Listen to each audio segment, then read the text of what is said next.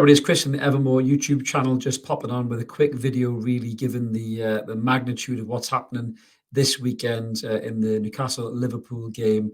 It's Bobby 90. Yes, there's going to be a fantastic tribute to honour the late and absolutely great Sir Bobby Robson, which would have been his 90th birthday tomorrow had he still been with us. And just I want to jump on, just do a little video, really, just to talk about what Bobby means, I suppose, to me and probably to all the lads on the Evermore channel as well. So just a quick one, really. Obviously, I was very fortunate enough to be of an age where I could appreciate Bobby Robson for what he did for Newcastle United. He'd already conquered football really before he came to Newcastle. He'd managed some of the biggest clubs in the world. Barcelona won trophies with them. England nearly won the World Cup. Porto. PSV, discovering a certain young Brazilian superstar in Ronaldo R9, taking him to Barca with him, and just an absolute giant of football management, really. Loads of experience, multilingual, spoke numerous languages, just a wonderful gentleman and a great representation for the Northeast around the world, certainly in the world of football. The story goes that we nearly got him when Keegan walked out back in the 96. 97 era, when we obviously were pushing for the title, but Barcelona told Bobby they wanted to keep him, and then ended up shafting him and putting Louis van Gaal in place and moving him upstairs. And he was a bit disappointed. He could have took the Newcastle job then, but it didn't happen. We ended up making a succession of probably rugby appointments. I think Dalglish didn't quite work for Dalglish, and then the disastrous appointment of Ruud Gullit and sexy football, which nearly ran Alan Shearer out of the club. And thank God the club got rid of Ruud Gullit after the Mackems beat us. Still sends shivers down my spine. And they put the SOS out, and this brilliant man answered the call. I think he was around about 70 odd years old, I think he was, or something like that, when he took this job. He was still had the youthful exuberance of a young manager. He was like the cat that got the cream, smiling from ear to ear, charming in the press conference. Called us United as well, which just showed you that he knew everything about the club.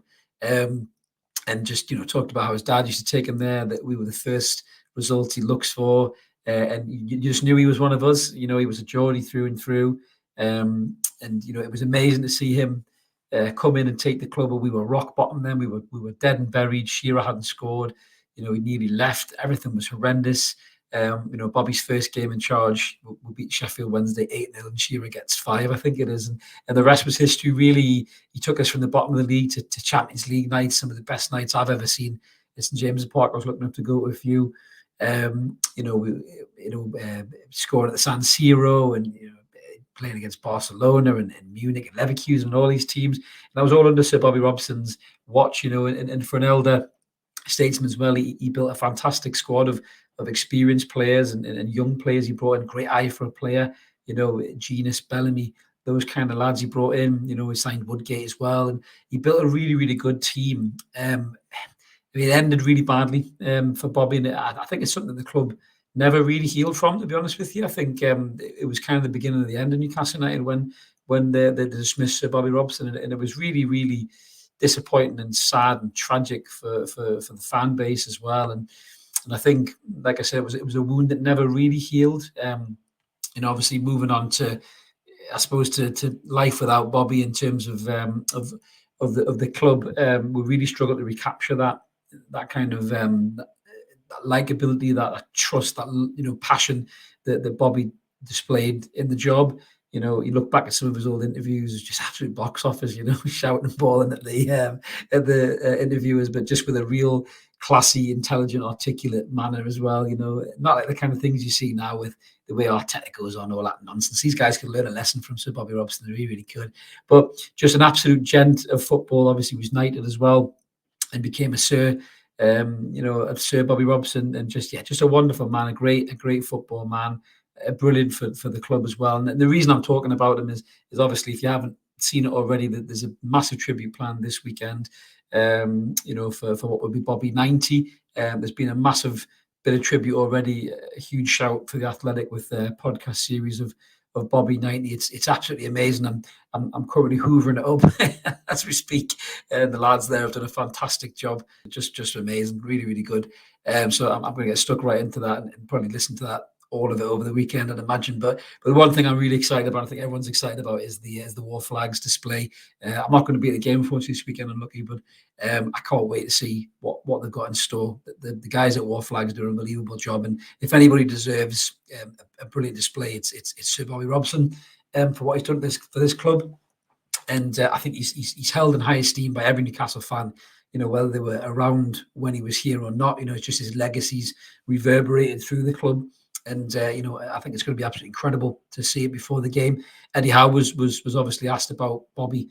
Even one of the interviewers, said to Eddie Howe that there's some similarities between him and Bobby, and he answered it in a typical Eddie Howe way and said, he's done nothing.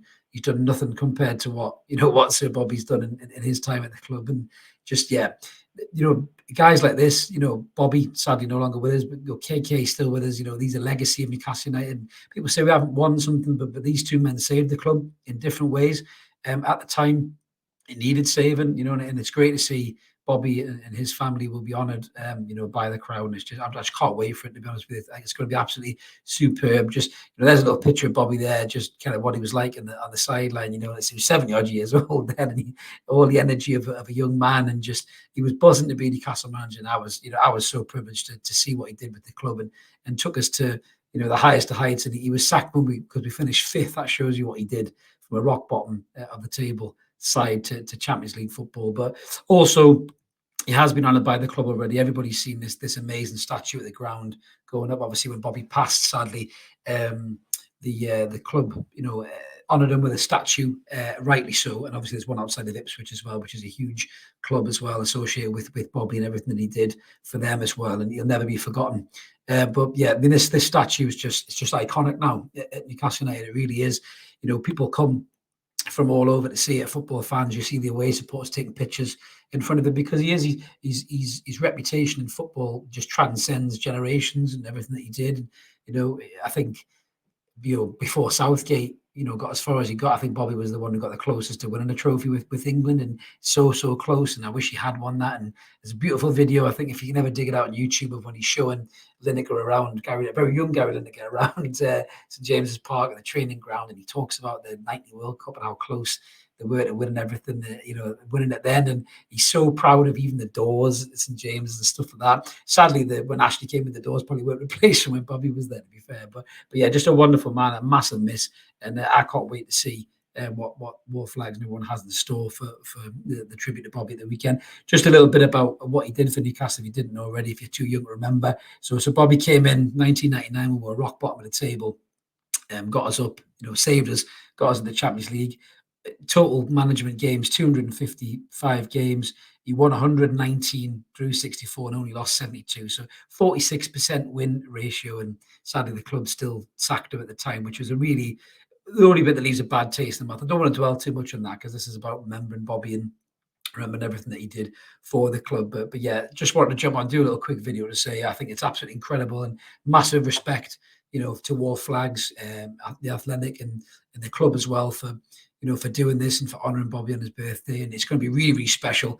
So yeah, everyone is going to get a chance to hoover that up, drink that in the ground. Just, yeah, I hope you enjoy every single second of it. What a man, Bobby Robson, a night to remember, as was said in the title there. So yeah, let's hope the tributes are well received by everybody at the ground, and I'm sure it will be, and across the football and nation as well. So this is Chris just signing off. Let's keep supporting that team. Core United. Can't wait to see this brilliant tribute. Just a reminder, if you did like this video, please smash a like on. If you want to subscribe, click that button, come and join. I'm not going to push too much on this video. I just wanted to jump on and say, what an absolute legend Sir Bobby Robson is, and he's massively missed by everybody at the club and in the world of football as well. So this is Chris signing off. We'll catch you later. Keep it evermore, guys, and enjoy the game tomorrow. Cheers.